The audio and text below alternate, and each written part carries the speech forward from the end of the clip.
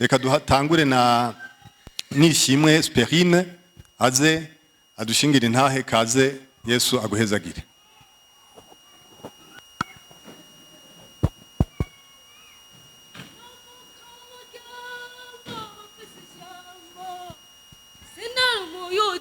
Jewe ngongira ijambo fita narihawe na Mesiya mu bwoko jewe bwogize ijambo sinavuka mu muryango bafise ijambo sinari umuyuda jewe ngongira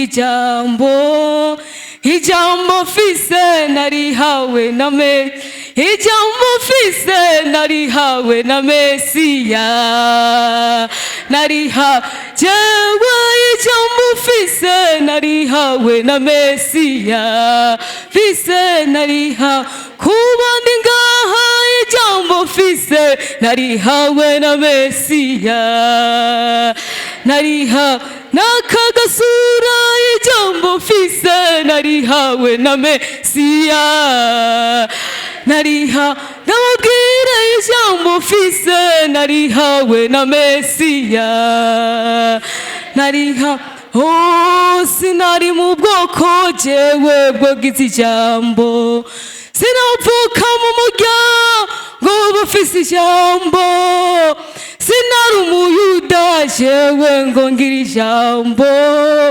ijambo fise narihawe na Mesiya bwoko jewe bwogize ijambo sinavuka mu muryango bafise ijambo sinari umuyuda jewe ngongira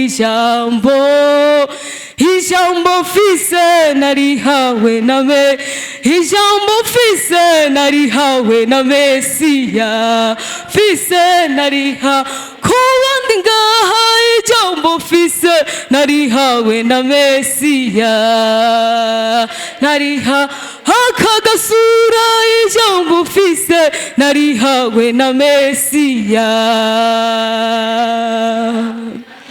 Mukunzi wacu Yesu turagusha haleluya Yesu urakoze ko ari wowe Mana kandi utugiriye ubuntu mu bantu barenga ibihumbi uduhaye kuba muri iri koraniro uragahezagirwa kugira ngo twumve ibingene tugira twumve Mana bisigaye Yesu ni wowe ufise urutonde tuguhaye kaze muri iri koraniro ryacu no muri ibi bintu bibemwo urakoze turagushimiye ni mu izina ry'umukunzi wacu Yesu amen. Yesu nashimye ndabagumbiriye mwese mu izina ry'umukunzi wanje Yesu.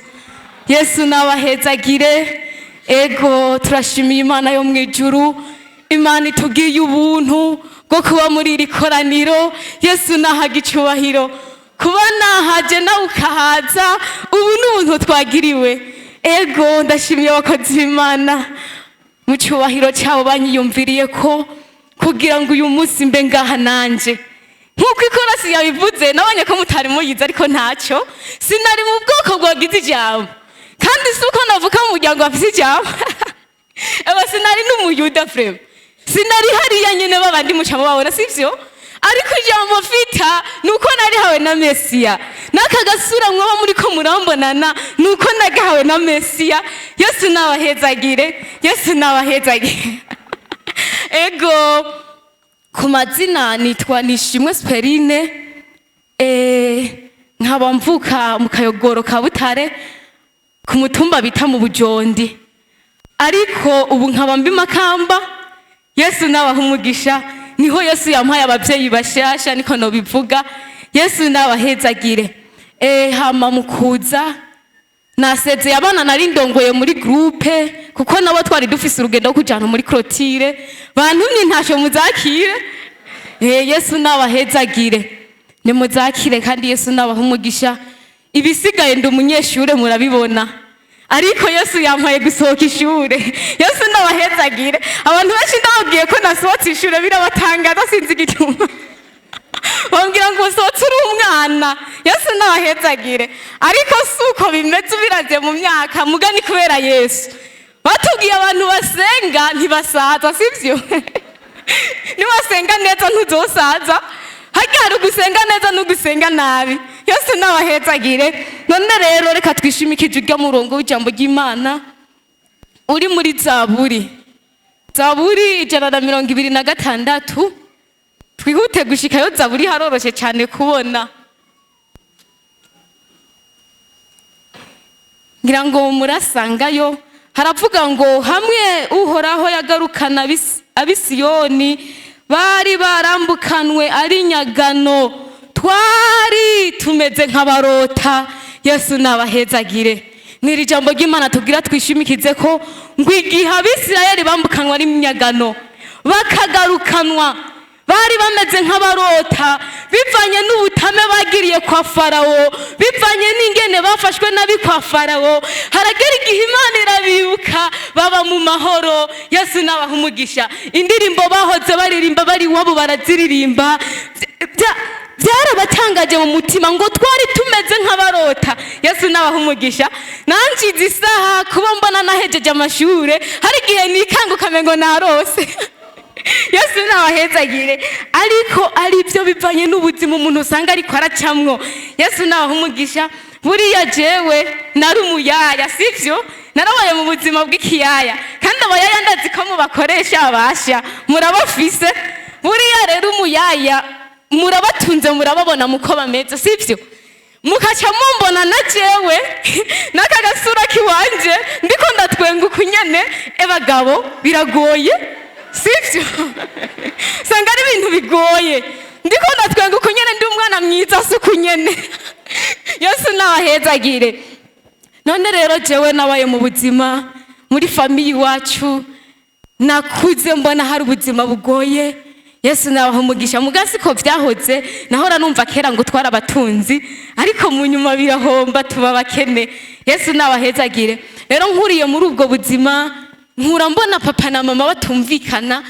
Harageye igihe papa arata mama aragenda Tanzania arongora abandi abagore kandi benshi cyane, cyadusigara muhira turi mama n'abana tuvukana. Yesu nabaha umugisha. Imvyaro ni 12 ariko turabana 6 bariho. Yesu nabaha umugisha. Rero bimaze kugenda uko ntivyakunda, turi kwishuri muri primaire mu wa 3 mu wa 2 papa niho yadutaye. Amaze kuduta tuca tuba ngaho turabana 2 biga, mugabe ibikoresho by'ishure turiko turavyimenya. Ndiga ndagira mu wa 3 mu wa 4 mu wa 5 cyandadura cyitse 5e. Maze kudura ntangura gukubitira kuri bwa buzima ingene ndiko ndimenya, kuko mama ntiyashoboye neza kudukurikirana bivanye n'ubwo buzima. Yesu nabaha umugisha. Atashoboye kudukurikirana ndaheba. Abandi abana twabana barambwira ate mugabo rero ko turi muhira tutariko turiga niuze cyatwigire mu kiyaya. Yesu nabaha umugisha. Ndababwira ati ntangorane, reka ndaza kubaza mama niyavyemera twe turagenda nta kibazo. Ndabaza mama nabo bana twabana, abavyeyi bacu baravyemera. Cyaduhitana umuntu oti nudutwara utwereke aho twoja guca amahera, kubera abana bacu muri quartier benshi bari bagiye. Natwe turagenda, abanyarutana bamwe ngira ngo barambona gasura. Yesu nabaha umugisha. Turagenda mu Rutana, tugiye mu Rutana badushikiza ahantu. Bamaze kudushikiza ahantu, abantu dukorera baraza kudutora. Gusa watanguye gushikashika duhagarara imbere araturaba mu maso, nza mbona aratwenze. Acafata ukuboko acabwira uwatuzanye ati je ndabitegereje bano bana mbona umengo notwara uno mwana. Carafata ukuboko turagenda. Yesu nabaha umugisha. Ni hajya kwa Pastor Damian abanyarutana bacamumenya. Yesu nabaha umugisha. Yarujya nyene arantwara ndamukorera. Amaze kumukorera gusa shikanye muhira nambaza mwana ni iki cyatumye heba kwishuri kumengo wa munyeshuri.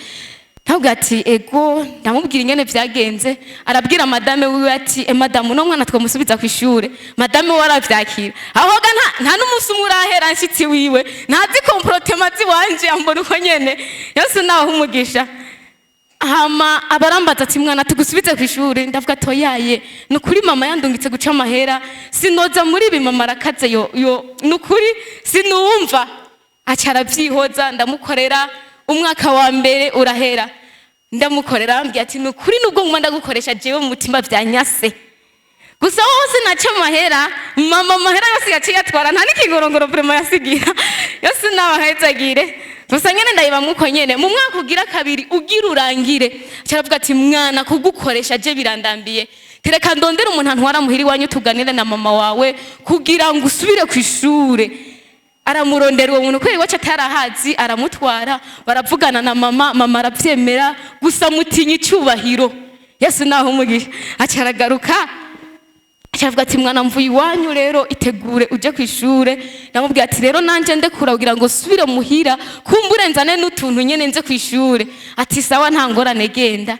Maze kugenda mama ndabimubwira ambye ati mwana nukuri baraguhenze. Ati hajya sinamwemereye. Ati mama vyagenze gute? Ati namutinye cyubahiro. Ti rero genda ubandanye ucayo mahera cyane naho ubona ayo mahera vyase ingufata isuku rime nta ngorane. Changira igikomere mu mutima ko nayo nishimiye ishure. Kizikomere mu mutima cyanda vyihoza nyene ndahora gusa afite imigabo yindi yiwanje. Cyanda mu telefone urya Pastor Damiano ndabwira ati nukuri banyankiye arambaza ati none washaka kwiga? Ati ego.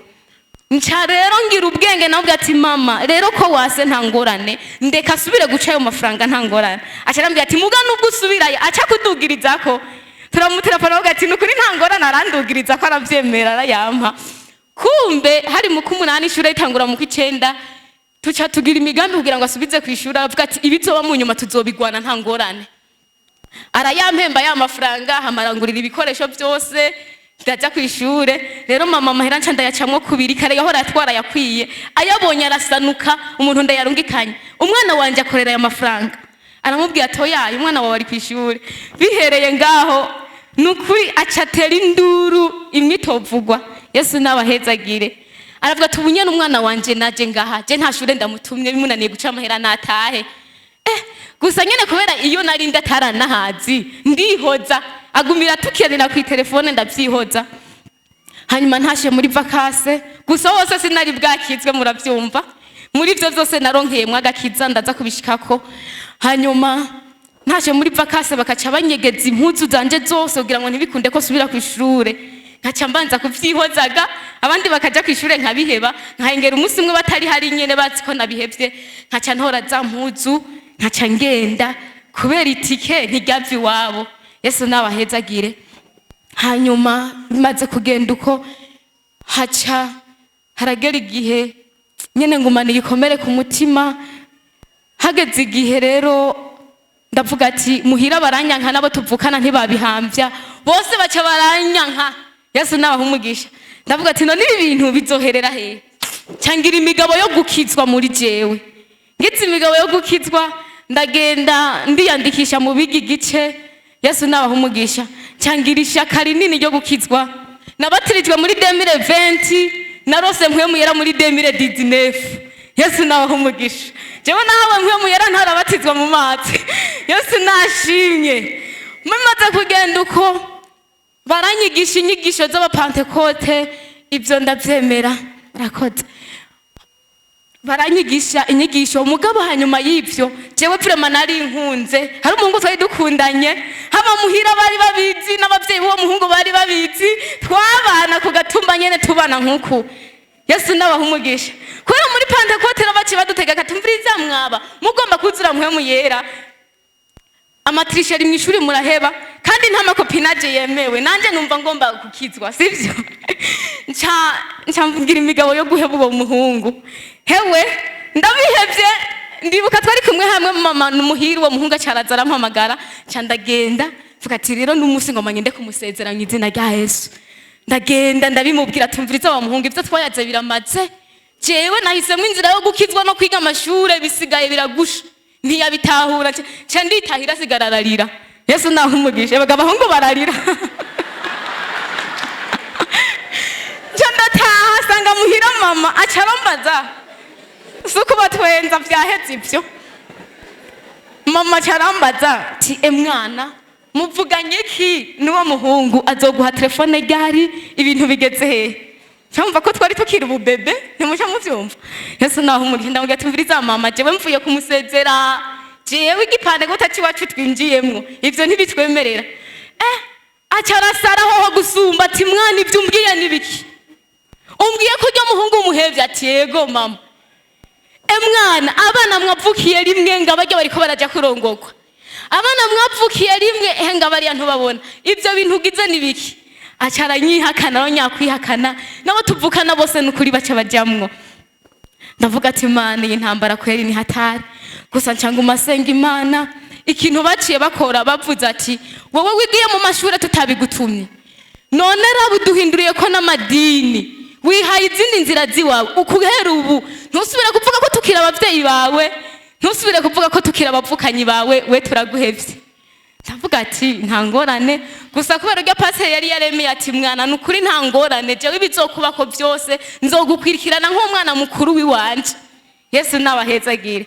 Ndavuga ati nta nikibazo, gusa umwanya umwe ndumva kumengo ndabase mu mutima, mugabo maze gukizwa Yesu ampa kubaharira, sivyo? Yesu ampa kubaharira ndumva amahoro, hama maze kumva amahoro ibintu biraja ngaho. Ikintu baciye bakora ntibigeze baza no kundamutsa ahantu ndi, ntibigeze bantekerera ibyo kurya, mu kunshokora bacaguma bavuga ati ngo none ko wewe tuzi ko tutakurungikira ibyo kurya, none ko wewe ati aha bokwirukana harya uba wojahe? Nkaca mvuga ati Imana jewe ndagowe kweri, aha kweri bakanyirukana je sifite yonja, ati none Imana biragenda gute? Bakacaguma abantu kati umviriza abo tuvukana ngo wewe urasenga nivyo turabibona ntumeze nka twebwe, none kuba utameze nka twebwe mugabe ijambo ry'Imana rivuga ngo mwumvire abavyeyi banyu none ko utabumviye ivyo bintu uriko urasenga nibiki? Hewe naciye mba umwana akundwa no muri karice kubera barabona ko ingeso ziwanje zidahuye n'izawe. Ndaja hano ndavuga ati Imana kubera nari narahawe mpwemu yera, ndavuga ati Imana ni vy'ukuri warampaye mpwemu canke Imana narazimiye? Kubera naho mbona abapanegoti bariko baravugishwa nkibaza n'ibisigo bibafasha, cyangwa ati Imana nukuri ndagowe ati nuzuye ibisigo nta mpwemu yera wampaye. Ndaja hano ndasenga ndibuka ijoro rimwe mbabaye, umurango umwe niriwe mbabaye nukuri ati Imana wewe warampenze wampaye ibisigo nta mpwemu yera wampaye Imana. Iryo joro niriwe mbabaye, mwijoro hajya mu bucabuca numva umuntu aje kumpamagara gatatu, arankoma arampamagara gatatu, arandirimbira irya ndirimbo ya Saga 26 ngo izina ry'Umwami Yesu niryo ryo kuremesha mu magorwa yawe yose rija naho ujya hose. Aca yigereza ngaho, aca ngaho ararisigurira, ndaritahura uko ntobitahuye, arambwira ati mwana humura nzobana nawe nta ngorane. Iryo joro buca ndyohewe, ndavuga ati Imana uko biri kose yari wewe. Yesu nawe ahumugisha.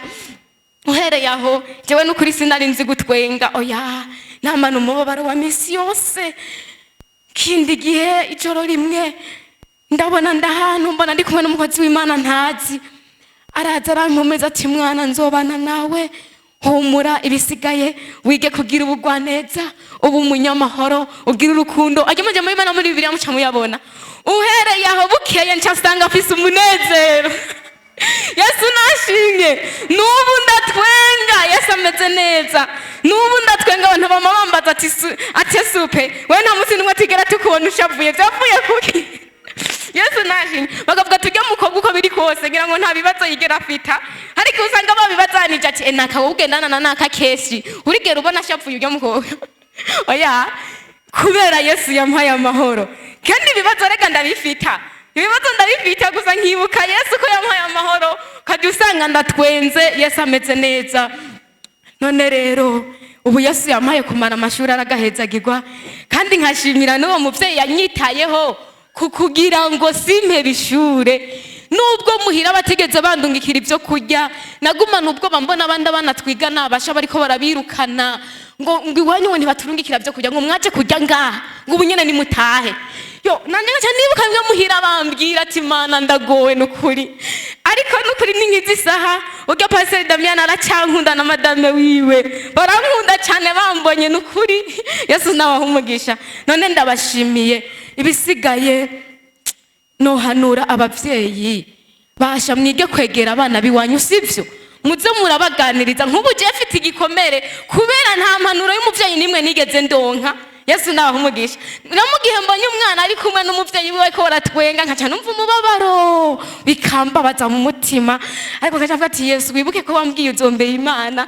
Yesu nawe ahezagiye. Hama abana nabo mwagwaruka n'ukuri hari igihe abavyeyi baduhanura nabi nk'umuntu yariko arampanura vraiment ngende kurongorwa mw'iyo myaka wumva vyari kumarira iki kandi abo bana bagiye kurongorwa babayeho mu buzima bubi cyane barahukana bagakubitwa n'abagabo babo emwe aba n'ukuri mwagaruka nkanje nimuze turindire Imana izoduhezagira murambwira abantu ati muzotangana ngeze muri etazini Yesu nawahezagire Yesu nashimye ati muzotangana mbaye muri etaji geretse 16 nuri ko muri yanjanjwa ko ngaho Yesu yangiriye ubuntu ndongoye groupe ndi chef wa groupe nubwo muranda umukobwa ndongoye ama groupe 3 ndi chef wa groupe Yesu nabahumugisha rero muranda babwiye ati nimwitonde basha buriya nasanze twe finale y'ubuzima no kujya kurongorwa uguye ku mugabo mu buzopfana ubwo buzima bubi uguye mu buzima bwiza uzopfana ubwo buzima bwiza rero mwagwaruka n'ukuri nimuze twihangane dusenge nubwo abavyeyi boduhanura manza murabico kintu bariko baraduhanura icarico Imana izoduhezagira iduhe kubaho neza iduha abagabo beza Yesu nashimye iduhe ivyaro zimeze neza kubera Imana twayubasha nukuri ndafise amasezerano burero muhira nukuri bubunye bariko baranyagisha neza mu minsi heze niho nagiye mbona umukobwa umwe yagiye kurongorwa tuvukana aje ati supe tumaze imisi twibuka ibihe twabayeho tukufata nabi ndabagira ati nukuri nimuhumure naratahuye ko atari mwebwe umva yuko arambwira ngo ntuzotwihore ngo yango ntuzotwihore mugana naramubwiye ati nukuri nimuhumure narabitahuye ko atari mwebwe kubera Imana nanje hari cyo yari yavuganye nanje uburo muhira barankunda hagize n'agatero gateye muhira bacabaza bakabwira ati Esupe dusengere Yesu naho umugeza ati turazi kufitfisa Imana nkaca ndabasengera kaca batabagwa byari ivyo rero ingene Yesu yangiriye neza kandi namwebwe mutunza abo mureze nukuri ntimubafate nabi kandi nimwe bafata nabiga Imana izoduhezagira cyo usanga muraturondeye Yesu nabahezagira cyo usanga muraturondeye cyo usanga biragoranye Yesu nabahezagire gusa waramenye Imana nubwo mubo baragufashe nabi tuzovyihanganira ntangorane gusa je ntibafashe nabi ni kuri pasiteri ndamushimira gose pasiteri Damiano imakamba bamwita omoniye Imana yagumye imuhezagira cyane ibitera imuha ibiti nanje ho ndevuga ati Imana shishoboye kumushimira mugari igihe ndavyivuga nkafuka amati Imana icyo ubona kimukwiye niwe bukizi pasiteri umuvyeyi wanje umuhezagire Yesu nabahezagire byari ibyo abumvise intahe yanje Yesu nabahezagire Yesu urakoze turagushimiye urakoze Mana byari ibi bintu bisigaye Mana ni wowe Mana uzi guhoza amarira kandi ni wowe uzi kwirura kandi ni wowe uzi guhoza umuntu ibisigaye Yesu ni ibi bintu n'abandi bafise ingorane nkanje urabibuka ubahezagire urakoze rero turabigushimiye n'abari inyuma ndabasengeye ubakoreshe tubisabye twizeye mu izina ry'umukunzi wanje Yesu amen.